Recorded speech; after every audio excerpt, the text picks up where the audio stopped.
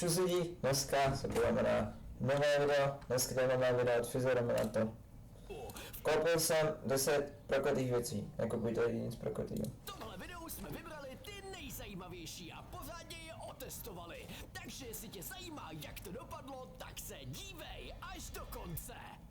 Tak jo lidi, máme tady první produkt, který je fakt extrémně prokletý. Jsou to tyhle obří tenisové pálky, které jsou i extrémně těžké. Ty vole, jako to je dobře, jako taky bych si tu pálku jako koupil, ale zase na druhou stranu, jestli...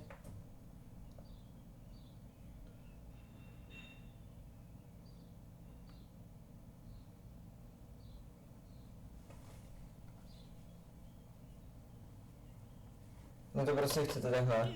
Vůbec je nedokážu unést, jsem zvědavej, jak si bude Ty vole, ale mně se líbí prostě, že Vítě má dobré tetování. pinka. Domča má tamhle rovnou druhou, tak pojď nahrávou. To je takový obrovský meč. Mě zajímalo, kde to je, to je studio, to vypadá někde u moře, já nevím, asi bych to nedoporučil, ale někde tam není. Asi to odpálit, jo, pojď. Co? To je fakt extrémně těžký, to by mělo hrát aspoň 6 lidí. Ve dvou to rozhodně takhle nemůžeme hrát, ani jeden to moc neuneseme. Fuj, já jsem se z toho úplně zadechal, měli bychom jít na další produkt, tohle to je fakt k ničemu. Jak můžete Dětek se tady schovaný takhle za rohem a on tohle odposlouchávadlo a tam vlastně hraje. To mi připomíná, jak ty krotíte duchu, a jak poslouchávají ty duchy. Víte, s Tomčou, wow, takový obřinovkovací pálky, tak já je budu odposlouchávat, jak nějaký špionek. Tak, takhle vytáhnu, zalezu, zapnu a... Co? Co to říká? Jo, co to bylo? Ježiš, co to je? Anetko, co to děláš? Ježiši, to je hrozný. Co? Já tě neslyším. Ježiš, tak tohle je hrozný produkt. Ach jo, tak to jdeme dál. Taky lidi máme Co to je? Ne, kámo, no, lidi. Jeden borec má Teslu, lidi. Pokud máte Teslu a máte blíž sedačky a vylejete tam něco, tak to nesundáte ze sedaček.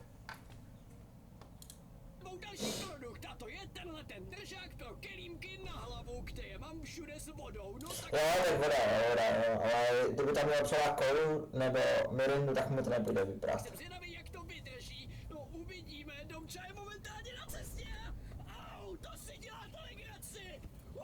Já jsem celý mokrý a je všude tady. No upřímně, tenhle produkt je fakt strašný. Jsem úplně celý promočený. No, ale pokud se vám tohle video líbí, tak rozhodně líbí. Pojďme tady dát takových 50 000. No. Tak jo lidi, máme tady další produkt, a jak se můžete podívat, tak za mnou se nachází tenhle ten malý bazén.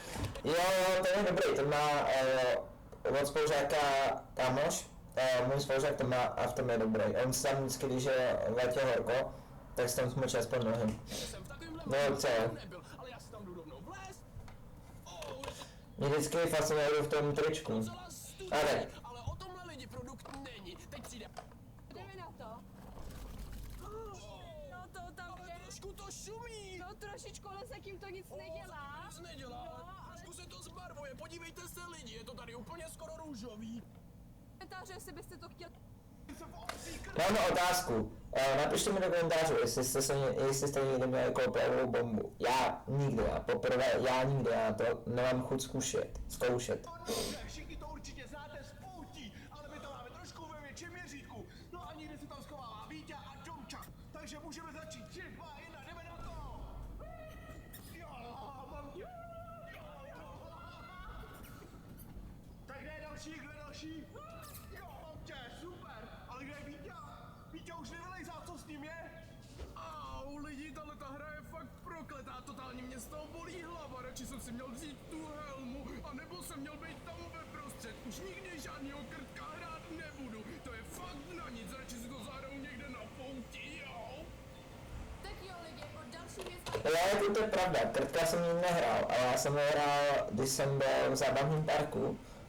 To je 2 roky zpátky, když jsem byl v 9, tak jsme byli na školní letu v zábavním parku a hráli jsme tam a kamo, já jsem dal skoro 5000 a můj spolužák se překonal a dal skoro 700, já dal skoro 200, ale 5000 na krtkovi. Tak to je ten pramínkovátor, který by měl udělat na vlasech pomocí nitek barevných pramínků.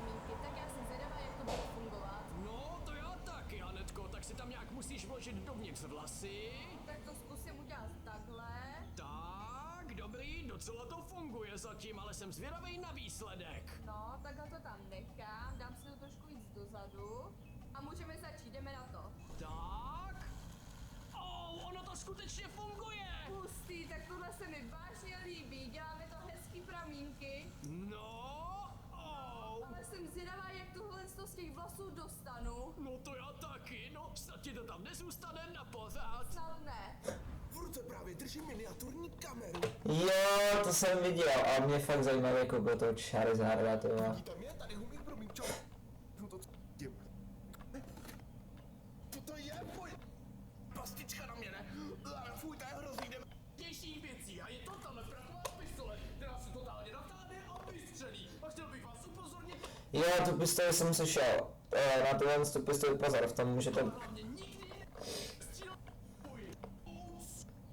To si děláš. Nebudeme. To je pravda, Víťo, ale bohužel k hračkám jsme se nedostali. No to je škoda. Tak jo lidi, dalším produktem. Jo, tohle z toho jsem tam slyšel. To se kdysi dělalo za nějakou medicínou. Tam to bylo strašně.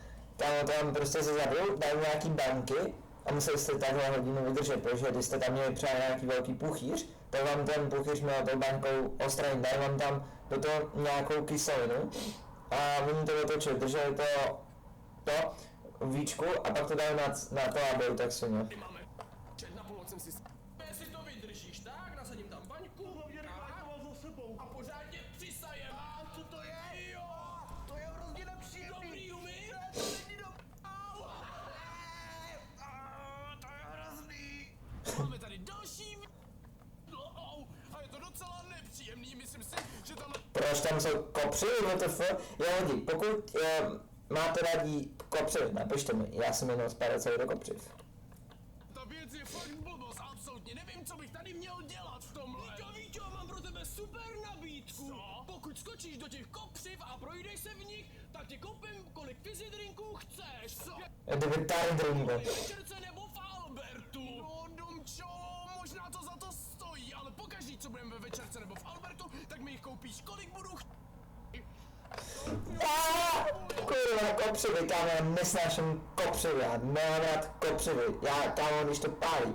Ale řeknu vám fun fact, nikdy si to neumývejte, když se popálíte tady, tak nikdy toastu je normální teplou, začne to ještě více štípat a je to horší. Ale jdu do toho! To štípe! Ale za fizzy drinky to víš, to stačí! To stačí! Co? Tady máš fizzy drinku! Dáně už tak 30, tak pojďme.